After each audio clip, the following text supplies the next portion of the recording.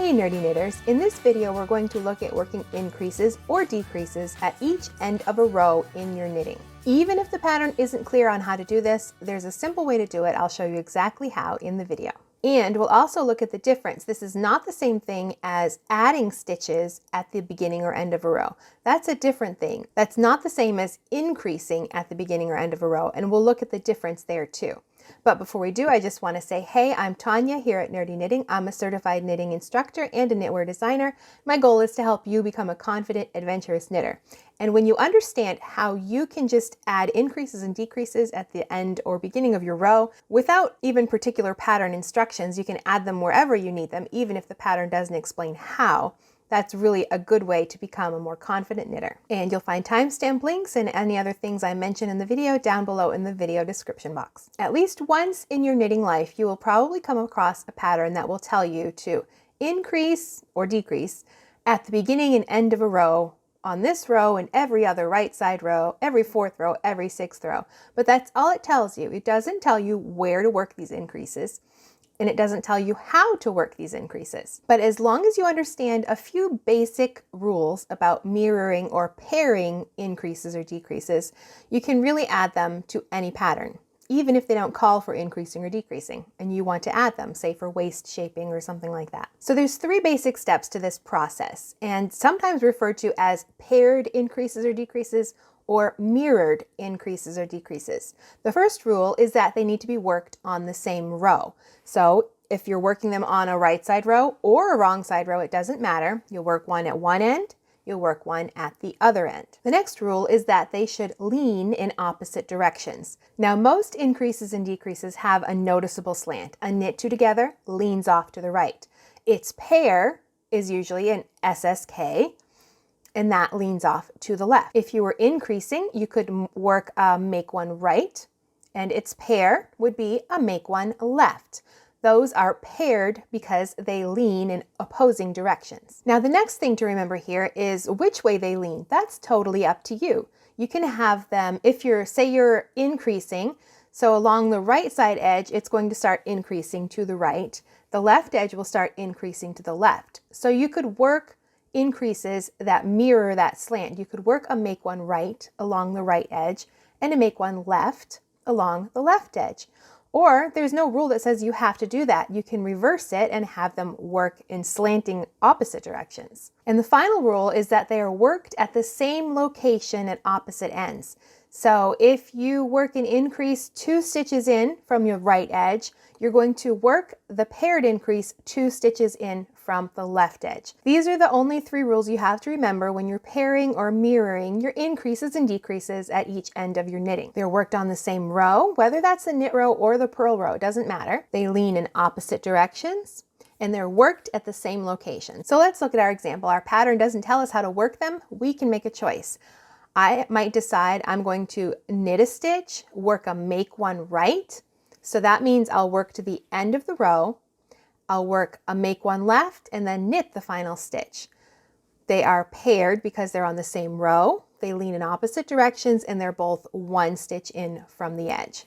And notice I didn't say that I was working these in stockinette or on reverse stockinette, because you can work a make one right and left in purl fabric too. So you can work that on a purl row. My only other consideration would be is if I'm going to be seaming the garment, I don't like to work my increases and decreases right along that edge, because sometimes it can get in the way of getting a really nice mattress stitch seam. So I'll move them in by 2 stitches. So they're still along the edge, so they're not noticeable, but they're not in the way of seaming the project either. This swatch shows these rules in action. Their make one increases worked a few stitches in from the edge, and they lean in opposite directions, and you can see that they are mirrored or paired. One more thing to pay attention to with your increases is the type of increase. If you're working something like a KFB, which has that little bar after the increase, you have to pay attention to where you work that. If you work that along the right edge, say you knit one and then you KFB, that bar is going to be over the new stitch, which is your 3rd stitch.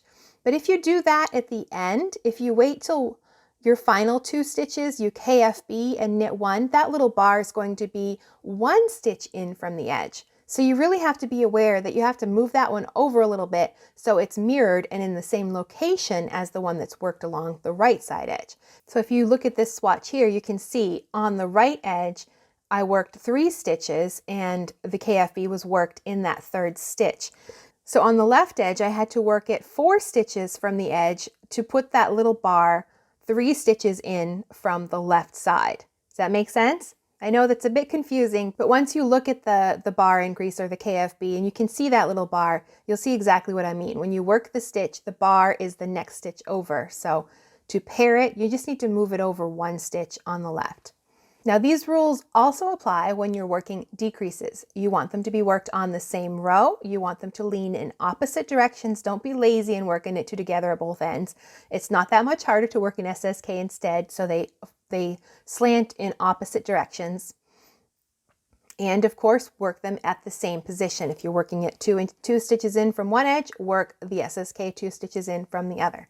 And you can decide which one you want at the beginning, which one you want at the end. For one that's blended, as you're decreasing, an SSK slants to the left, and when you decrease along the right edge, that slants to the left. So it's common to see the SSK worked first to follow the slant, and then the knit 2 together worked at the end to follow the slant of the decreasing edge of the left side of the work.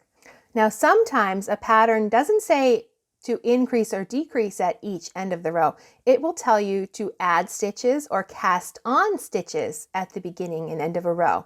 This could be if you're working some sort of a dolman sleeve construction and you're adding all of the stitches all at once along one edge. You've worked the body, you're adding some stitches.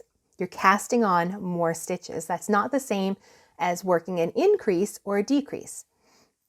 To do this, you just use a cast on method that you can use to cast on more stitches. You can use the backwards loop, the E-loop cast on, the knit cast on, the cable cast on. Those are all methods that will work for casting on stitches, whether you have to do that on the left edge or the right edge. If you're starting a purl row and you have to cast on, you can do it from that. This little video right here shows that in action. I had to cast on some stitches on a purl row, so I just had to turn the work and I just used the backwards loop just right over my thumb, adding some stitches that way. Now I don't use this one a lot because it's really loose. I might use it like a few stitches at the underarm, or if I have to cast on a stitch for a buttonhole, something like that. But in a pinch, this is a good one to have. If you want a firmer edge, this screen share shows you how I use the cable cast on to add stitches at the other end of the row. So it's really very simple. If your pattern tells you to cast on 5, 6, 10 stitches, then use one of these methods to cast on stitches at the end, either end of your work, the beginning or the end. So the next time you're knitting a pattern and it doesn't really tell you exactly what increases or decreases to use, it's okay. You've got this, you can do it. If you like this video, give it a thumbs up. Be sure to share it with your knitting friends and subscribe if you like to get nerdy with your knitting.